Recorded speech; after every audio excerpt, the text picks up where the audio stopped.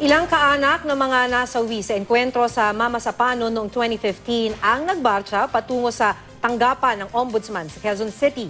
Yan ay para ipanawagan ng hustisya na tila maila pa rin daw hanggang ngayon. Matapos ang 2 taon, ganito na ang sitwasyon sa barangay Tucanalipaw, kung saan naganap ang enkwentro. Wala na ang lumang tulay na kahoy na nag-uugnay sa magkabilang parte ng ilog. Ang maisan kung saan humandusay ang karamihan sa mga nasawi, muling umuusbong. Ang bayan ng Mama Sapano na dati hindi raw napapansin ng gobyerno, inulan ng kaliwat ka ng proyekto. Bukod sa mga paaralan, kalsada at moske na itinayo nung nakaraang taon, may mga covered court at health center na rin. Pero ang sugat ng naganap na bakbakan, sariwa pa rin sa mga kaanak ng namatay na SAF 44.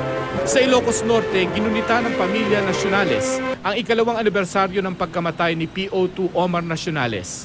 Ayon sa ina ni Omar na si Florencia, tanggap na nila ang nangyari pero masakit pa rin sa kanilang kalooban kapag naaalala ito.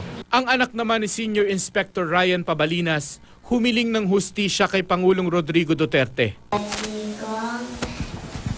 And Tito Alan, please help me to seek justice for my daddy and his men.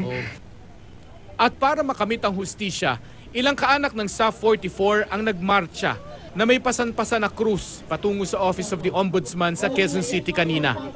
Nakasulat sa krus ang pangalan ng SAF 44 na hanggang ngayon ay hindi pa rin daw nakakamit ang hustisya.